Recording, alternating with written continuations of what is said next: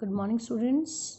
In this video, we will discuss about our next agent of gradation, which is glaciers. What are the glaciers? Have you heard this word before this chapter? Glacier. Let us start. Glacier means the mass of moving ice. Ice का बहुत बड़ा टुकड़ा जो धीरे धीरे move करता है.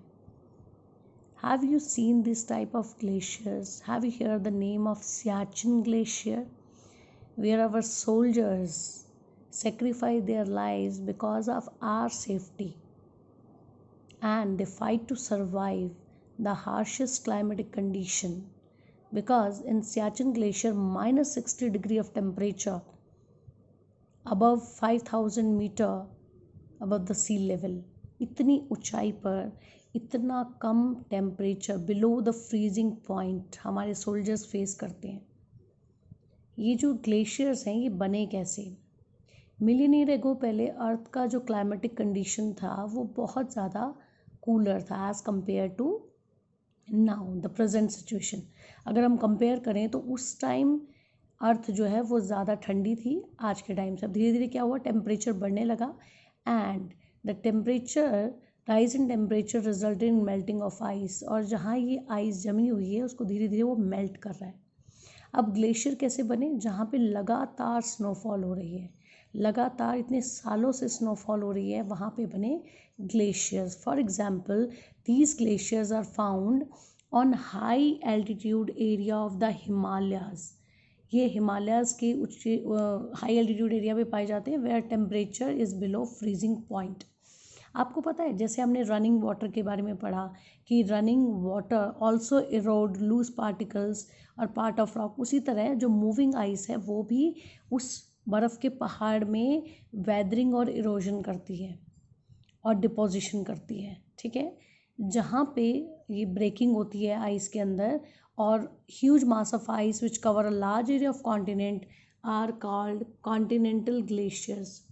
जब ये टूट फूट होती है बहुत बड़े आइस के पहाड़ में और नीचे वेदरिंग होकर इरोजन होता है और वहाँ पे जो आइस है मूविंग आइस उसको बहाकर कॉन्टिनेंट एरिया में डिपॉजिट कर देती है, तो वहाँ पे कॉन्टिनेंट्स बन जाते हैं जो बर्फ़ की शीट से ढके होते हैं. For example Antarctica and Greenland जो पूरे के पूरे बर्फ़ से ढके हुए हैं.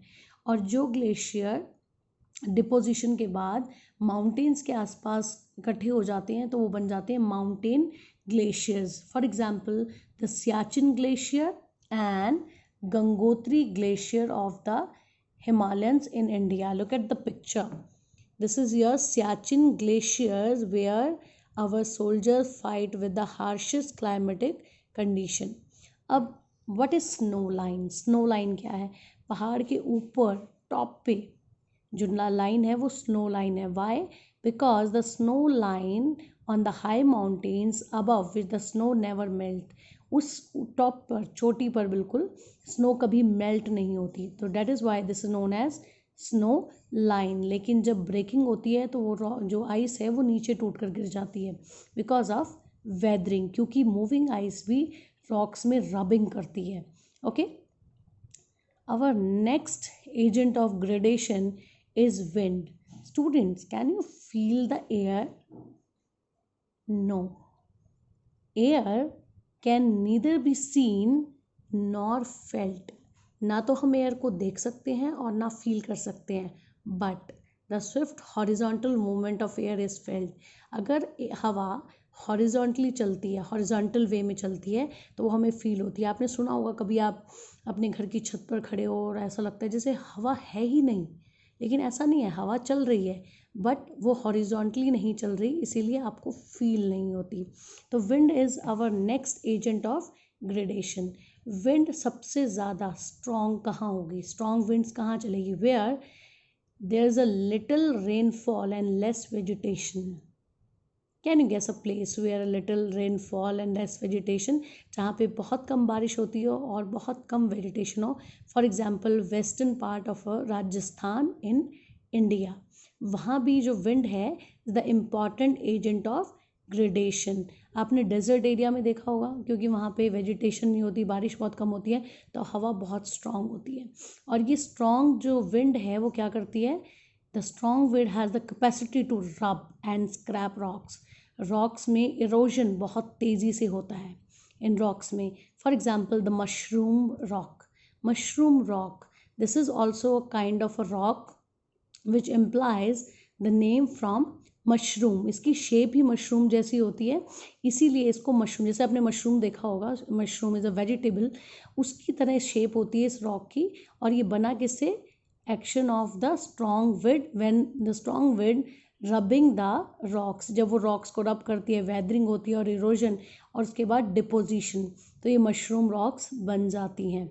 And where the carried material deposited at a new place, और आपने देखा होगा जहाँ पे स्ट्रॉन्ग विंड्स चल रही हैं, वो एक प्लेस से सैंड को उड़ाकर दूसरे प्लेस पर डिपॉजिट कर देती है, और वहाँ पे बन जाते हैं various type of sand dunes. आपने देखे होंगे बड़े बड़े सैंड के टिले, जिन्हें बालू के टिब्बे भी कहते हैं, sand dunes.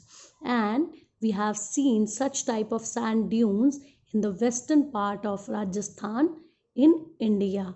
This is also our important agent of gradation.